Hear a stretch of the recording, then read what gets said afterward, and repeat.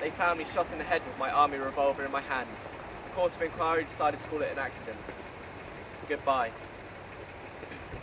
So we must say goodbye, my darling, and go as lovers go forever. Tonight remains to pack and fix on labels and make an end of lying down together. I put a final shilling in the gas and watch you slip your dress below your knees and lie so still I hear your rustling comb modulate the autumn in the trees. And all the countless things I shall remember lay mummy cloths of silence round my head. I fill the carafe with a drink of water. You say, we paid a guinea for this bed, and then we'll leave some gas, a little warmth for the next resident, and these dry flowers, and turn your face away, afraid to speak the big words that eternity is ours. Your kisses close my eyes, and yet you stare as though God struck a child with nameless fears. Perhaps the water glitters and discloses time's chalice and its limpid, useless tears. Everything we renounce except ourselves. Selfishness is the last of all to go. Our sighs are exhalations of the earth. Our footprints leave a track across the snow.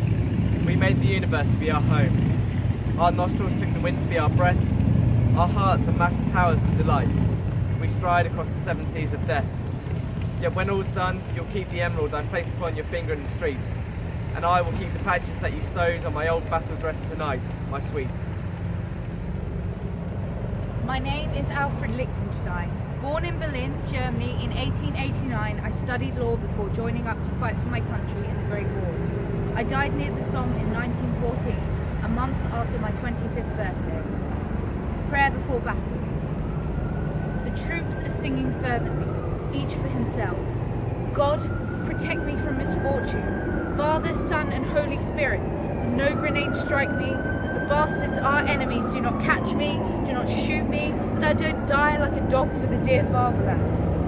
Look, I would like to go on living, milk cows, bang girls, and beat the bastard Sepp, get drunk often until my blessed death. Look, I eagerly and gladly recite 7 rosaries daily if you, God, in your grace, would kill my friend Huber or Meyer, but not me. But if the worst should come, let me be not too badly wounded. Send me a slight leg wound, a small injury to the arm, so that I may return as a hero with a story to tell. I am Julian Grenfell, born in London, 1888. I joined the army as a professional soldier in 1910 and received a Distinguished Service Order ribbon a year before my death. I was killed in action in 1915 at the age of 27. Into battle. The naked earth is warm with spring, and with green grass and bursting trees, leans to the sun's gaze glorying, and quivers in the sunny breeze. And life is colour and warmth and light, and a striving evermore for these. And he is dead who will not fight, and he who dies fighting is increased. The fighting man shall from the sun take warmth and life from the glowing earth, speed with the light of winds to run, and with the trees to renew a birth. And find, when fighting shall be done, great rest and fullness after dearth. All the bright company of heaven hold him in their bright comradeship. The dog star, the sisters seven, Orion's belt and sworded hip, the woodland trees that stand together, they stand to him, each one a friend. They gently speak in the windy weather. They guide to valley and bridges end. The kestrel hovering by day, the little owls that call by night, bid him be swift and keen as they, as keen of ear, of swift of sight. The blackbird sings to him, brother, brother, if this be the last song you shall sing, sing well, for you may not sing another. Brother, sing. In dreary, doubtful, waiting hours before the brazen frenzy starts, the horses show him nobler powers. O patient eyes, courageous hearts. And when the burning moment breaks and all things else are out of mind, and only joy of battle takes him by the throat and makes him blind, through joy and blindness he shall know, not caring much to know, that still nor lead nor steel shall reach him so. That it be not the destined will, the thundering line of battle stands, and in the air death moans and sings, but day shall clasp him with strong hands, and night shall fold him in soft wings. My name is Isaac Rosenberg. a poet and an artist. My self-portraits hang at the National Portrait Gallery and Tate Britain. I was born in England in 1890, the son of Jewish immigrants from Russia.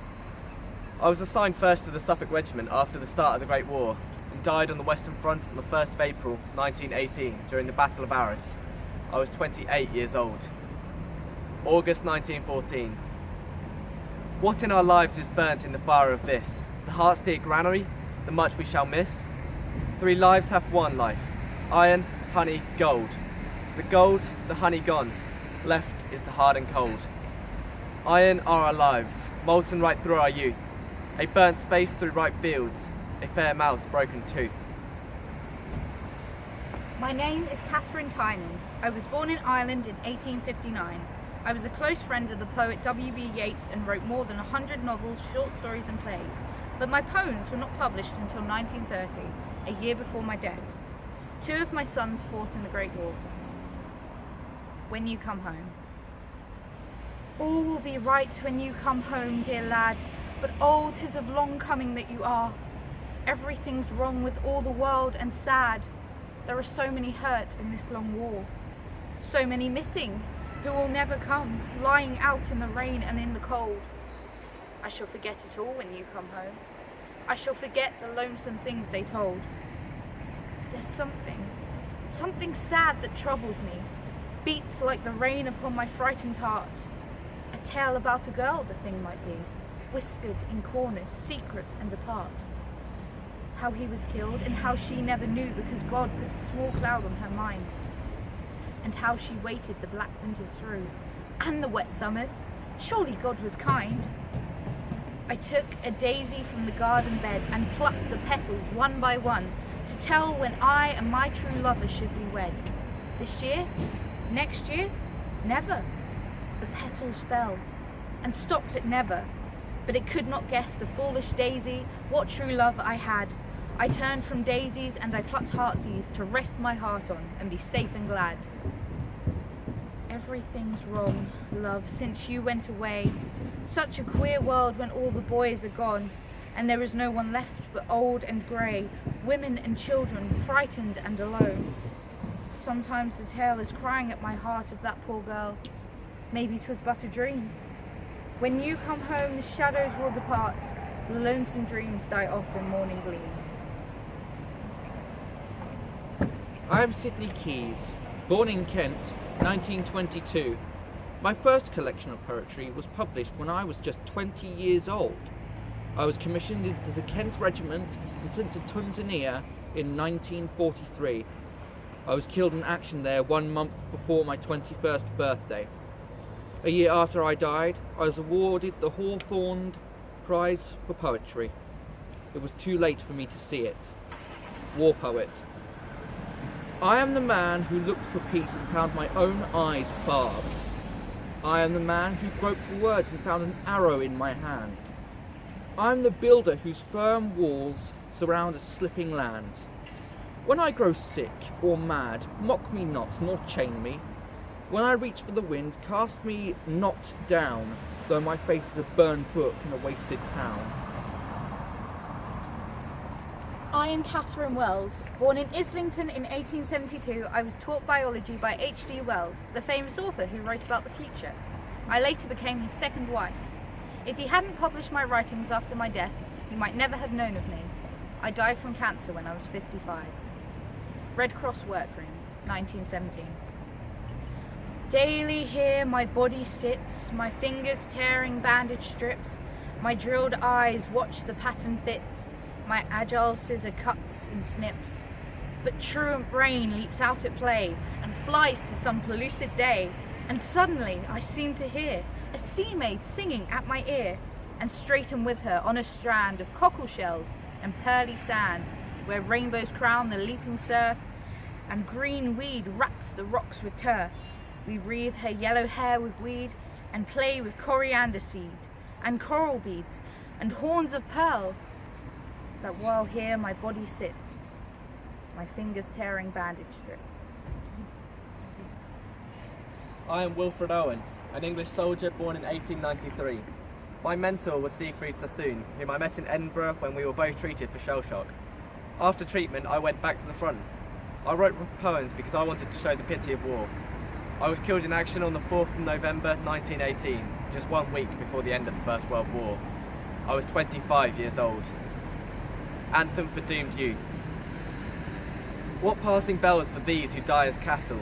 Only the monstrous anger of the guns, only the stuttering rifle's rapid rattle can patter out their hasty orisons. No mockeries now for them, nor prayers nor bells, nor any voice of mourning save the choirs, the shrill, demented choirs of wailing shells, and bugles calling for them from sad shires.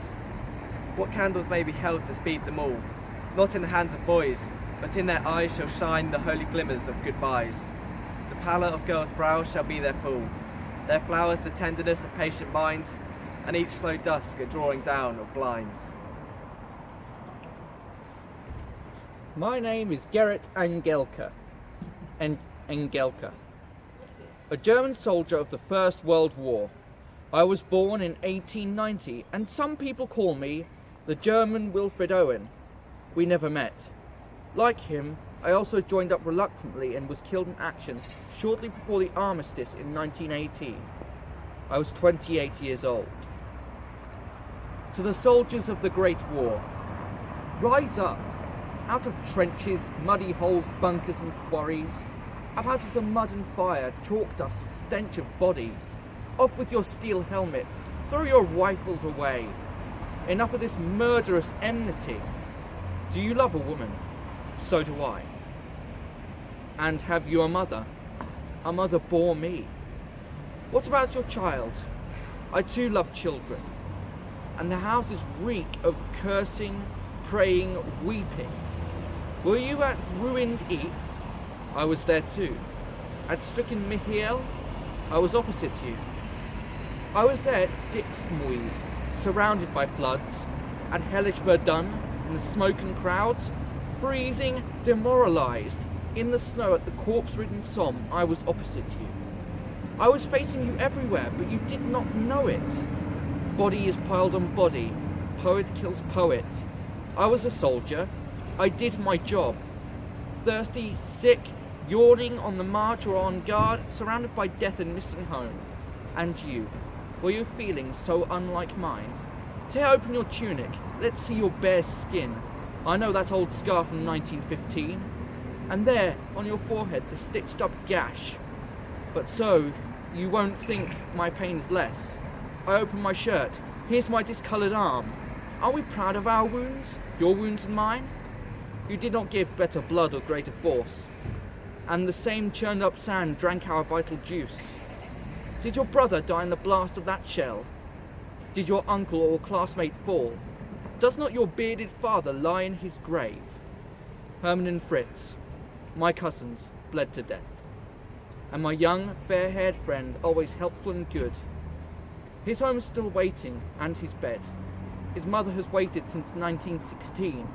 Where is his cross and his grave?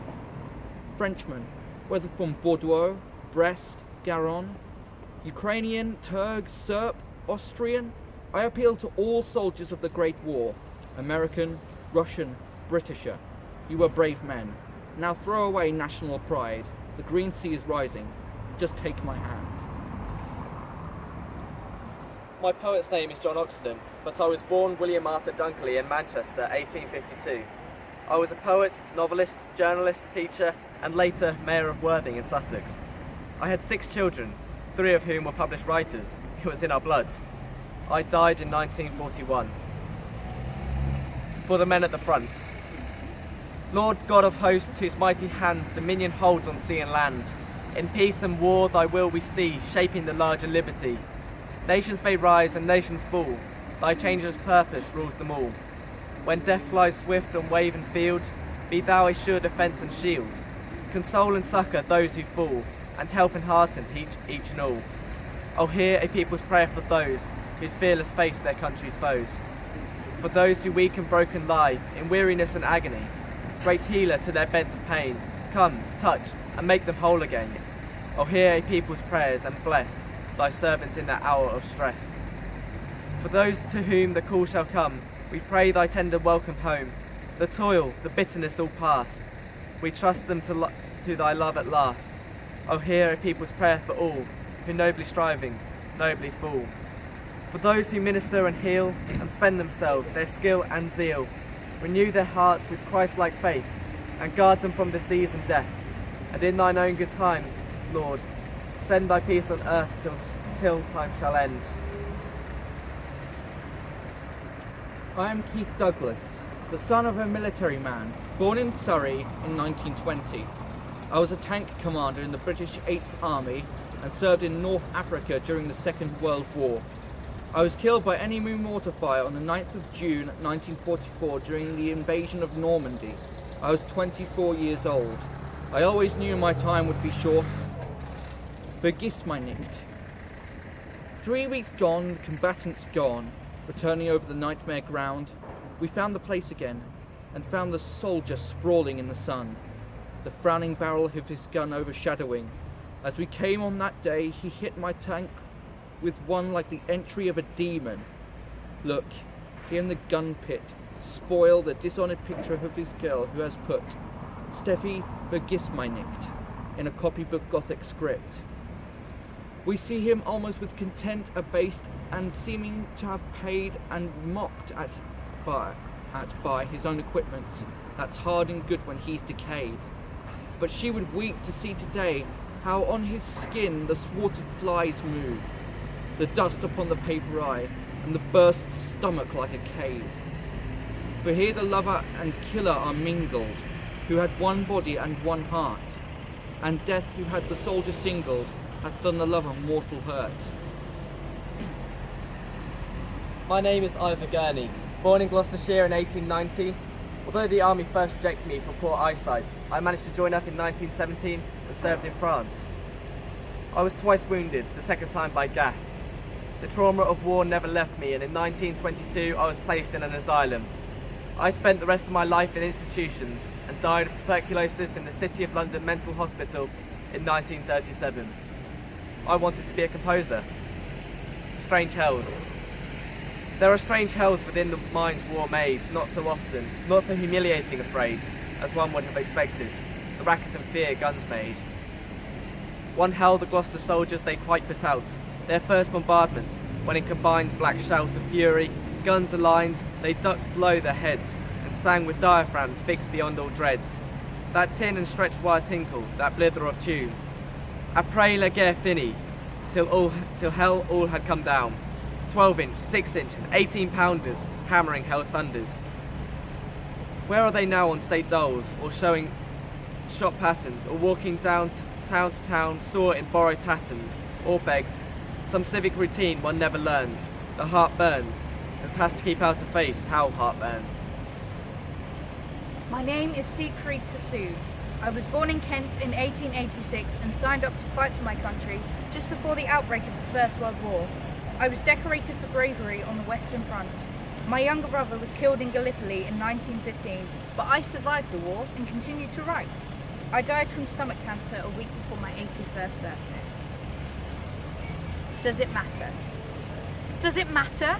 Losing your legs? For people will always be kind, and you need not show that you mind when others come in after hunting to gobble their muffins and eggs. Does it matter? Losing your sight? There's such splendid work for the blind, and people will always be kind as you sit on a terrace remembering and turning your face to the light. Do they matter? Those dreams in the pit?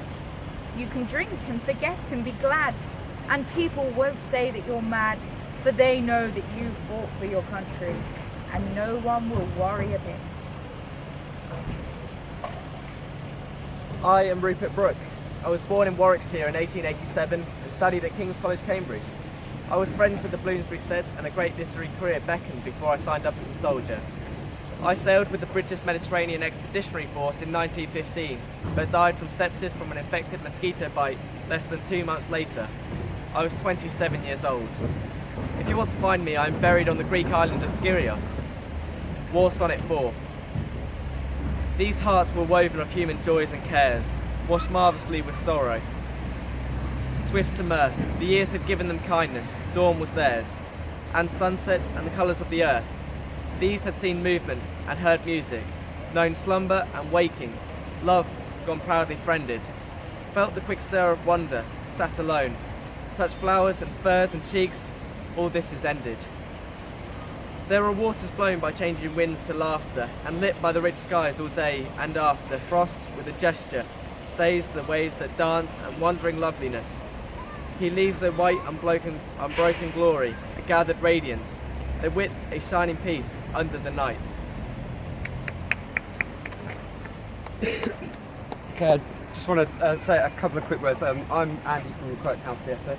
These are students from Conservatoire East who very kindly offered to read some of these poems with us. We're also here in association with Walking with the Wounded, which is a local charity which rehabilitates veterans and helps them get back into work and maintain their own independence. And we have Rachel here, who's a representative from Walking with the Wounded. Should anybody have any questions about them, how they might donate and what work they do. It's a very worthy charity. It's local, it's based just up in Norfolk, so it might be worthwhile looking into. They're also kind enough to allow me to read two of the poems written by one of their beneficiaries, who's a chap named Peter, and I'd just like to read those for you now, if I may.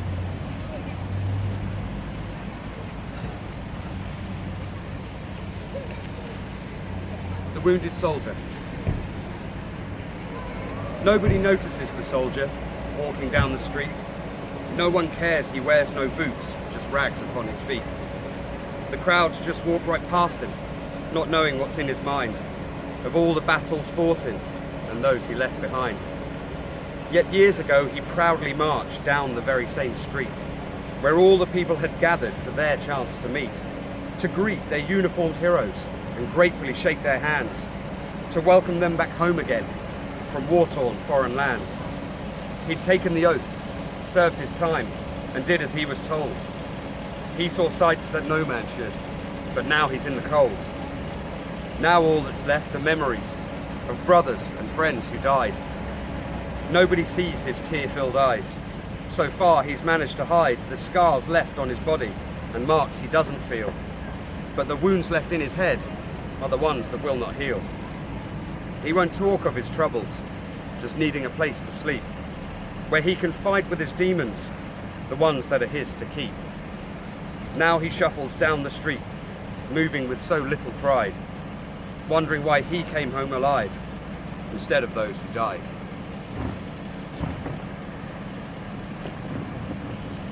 A thought from the fallen. You don't have to cry or weep or kneel beside our grave. All we ask is, remember us and everything we gave. We battled for your liberty and fought for what was right. We died to give you freedom and the peace to sleep at night.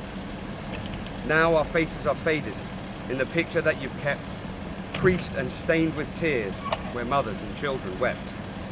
In stone our names are carved, in books and films our deeds recorded.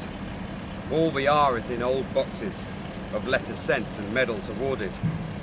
So once a year, a little time, just 2 minutes in November. It's not a lot of time to ask of you to stand silent and remember. Thank you very much. We're doing the same again tomorrow. Feel free to let people know. We hope you've enjoyed it today. And if you need a programme for the rest of the festival, I have some here. There's plenty going on. It goes on till Sunday, so feel free to give me a shout. And if you have any questions about Walking with the Wounded, please do just ask Rachel. I'm sure she'll be happy to help you. Thank you. Is there a collection? There's no collection here.